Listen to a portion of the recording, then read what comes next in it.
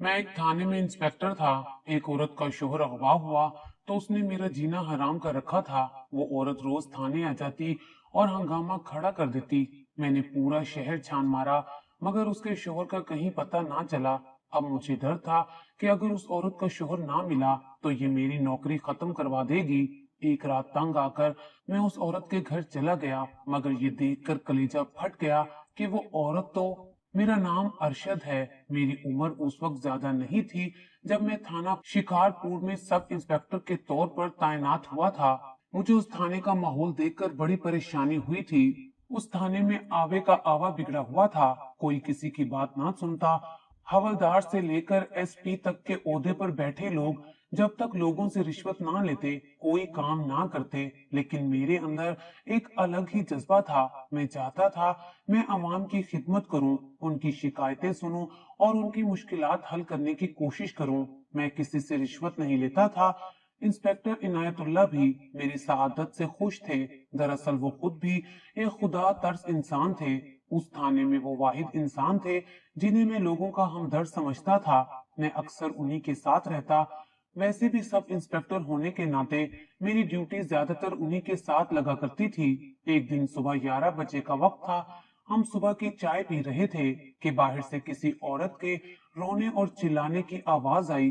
मैंने बाहर मुड़कर देखा तो एक औरत अपना सीना पीटती हुई अंदर आने की कोशिश कर रही थी जबकि हवलदार उसे रोकने की कोशिश कर रहा था कि ये वक्त शिकायतों का नहीं है। तब इंस्पेक्टर साहब ने मुझे कहा कि जाकर उस औरत को अंदर बुलाओ। मैंने उस औरत को अंदर आने का कहा। तब उसे कुछ तसल्ली हुई। वो हमारे सामने हाँफती कांपती आकर बैठ गई।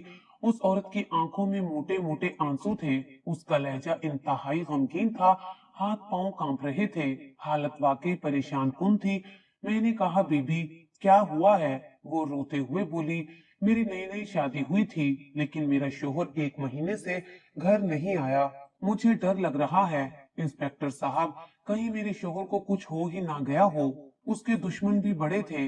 मुझे लगता है किसी ने उसे अगवा किया है या फिर खुदा ना खास्ता। इतना कहकर औरत चुप हो गई। उसका रोना देखकर मैं भी बड़ा परेशान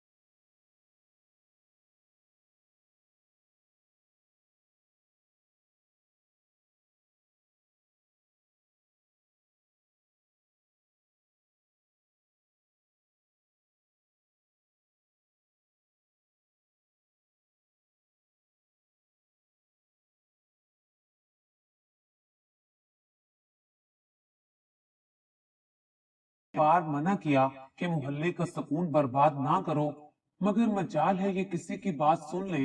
बुजुर्ग तो ये कहकर चले गए, लेकिन मेरे पास सोचने की एक और वजह आ गई। इतने में औरत ने दरवाजा खोला। बदस्तूर उसकी आंखें सूजी हुई थी और वो रो रही थी। हमने उसे सलाम किया और घर के अंदर आ गए। घर आकर इंस्पेक्टर साहब ने उस घर का पूरा जायजा लिया। औरत भी चोर निगाहों से हमें देखती रही, जैसे उसे किसी बात के पता चल जाने का खौफ महसूस हो रहा हो। कहने लगी, आपको यहाँ क्या मिलेगा? मेरा शोहर गुम हो गया है, आप उसे ढूंढते क्यों नहीं हैं? और मेरे घर आप क्या लेने आए हैं? इंस्पेक्टर ने घूरकर औरत को देखा तो वो चुप हो गई, लेकिन अब मुझे उसका लहजा बड़ा अजीब सा लग रहा था। अपनी परेशानी भूलकर उसे हमारे घर आने की फिक्र लग गई है। वो बार बार हमें घर से जाने का कह रही थी। थोड़ी देर के बाद इंस्पेक्टर साहब ने गरज कर कहा, बीबी, आप थोड़ी देर के लिए यहाँ से बाहर चली जाएं, हमें अपना काम करने दें। इंस्पेक्टर साहब की बात सुनते ही औरत के जैसे हाथ पांव ठंडे पड़ गए। क्यों जी, बाहर क्यों जाऊं? क्या मैं चोर हूँ? अपने ही घर से बाहर चली जाऊं? इंस्पेक्टर साहब ने कहा, बीबी, आप थोड़ी देर के लिए चुप हो जाएं और बाहर चली जाएं, वरना हमें दूसरा तरीका भी आता है। इंस्पेक्टर इनायतुल्लाह ने गहरी नजरों से कहा था। तो औरत घबरा गई। नहीं इंस्पेक्टर, मैं नहीं जाऊंगी। घर के 100 मामलात होते हैं, मैं घर आपके हवाले कैसे कर दूं? अच्छा ठीक है इंस्पेक्टर, इनायतुल्लाह ने कहा और मुझे लिए घर से बाहर आ गए। मैंने कहा, इंस्पेक्टर साहब, ये क्या किया आपने? औरत के कहने में आ गए, अच्छा था कि हम घर की तलाशी ले लेते। आखिर वो तलाशी देने से हिचकिचा क्यों रही थी? वो कहने लगे, तुम नहीं समझते, मैं इस औरत को आजमा रहा था। इसके रवैये से पता चल गया है कि इसे परेशानी इस बात की है कि हमें सच ना पता चल जाए। अगर ये परेशान होती तो परेशानी में इंसान इतनी बातें नहीं सोचता कि घर खुला पड़ा है या फिर किसी के घर हवाले कर दिया जाए। अब तुम सब्र करो और देखो मैं इस औरत का हशर क्या करता हूँ। इंस्पेक्टर साहब ने कहा तो मुझे समझ ना आई कि वो क्या करना चाहते हैं। खैर अगले 1-2 दिन खामोशी छाई रही। औरत भी गालबन ये सोचकर चुप हो गई होगी कि शोहर की तफ्तीश करने में उसी का सच खुल जाएगा, इसलिए उसने दोबारा राब्ता नहीं किया। लेकिन इंस्पेक्टर साहब की नजरों में तो वो आ गई थी। एक दिन सुबह सुबह इंस्पेक्टर साहब कहने लगे, तुम अपने कपड़े बदल लो, हम भेस बदल कर उस औरत के घर जाएंगे, देखेंगे कि अब वो क्या करती है। मैंने कहा ठीक है। मैंने अपनी वर्दी उतारी और शलवार कमीज पहनकर आ गया।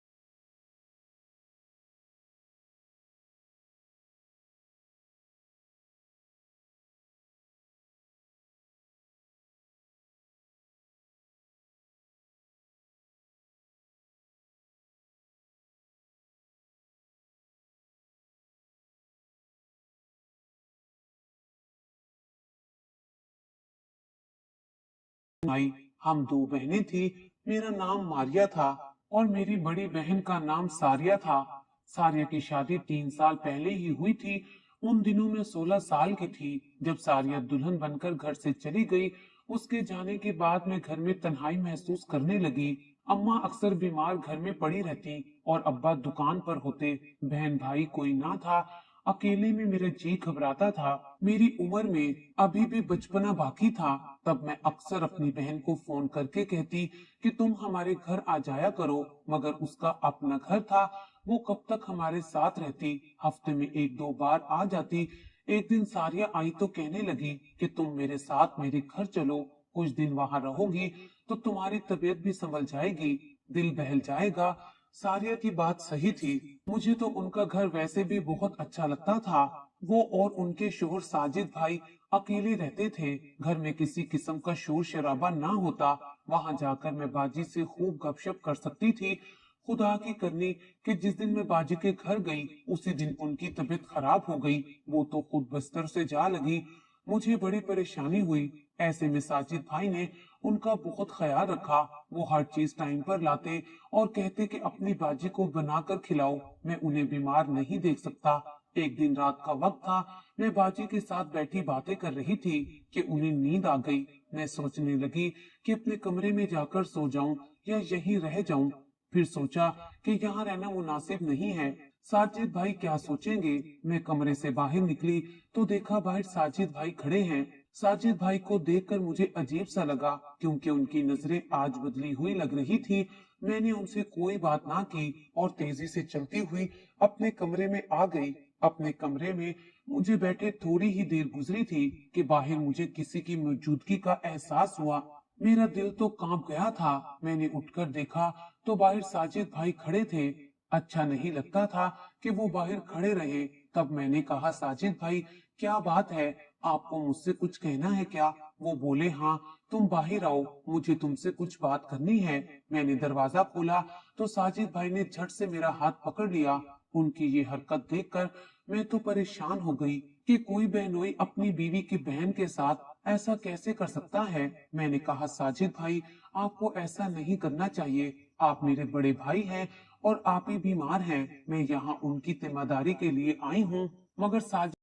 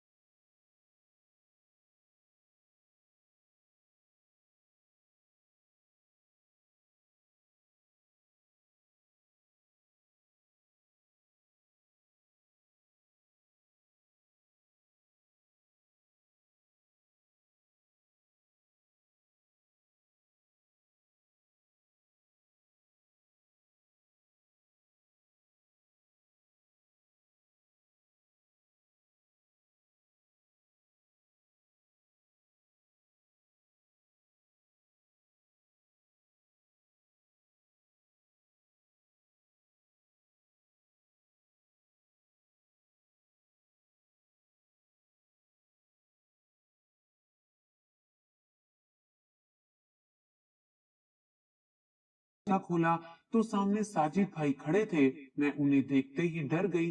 कहने लगी, मैं तुमसे एक बात करूंगा और फिर चला जाऊंगा।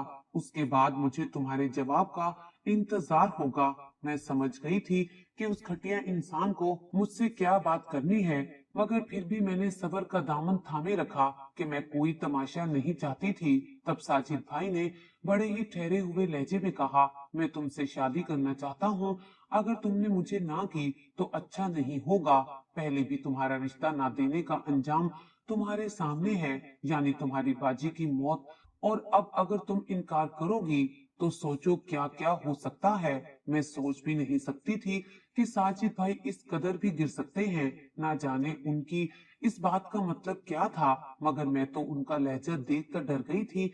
मैंने उनसे कुछ ना कहा, लेकिन अब मेरे पास खोने को कुछ नहीं बचा था। मेरी बहन तो इस दुनिया से चली गई थी,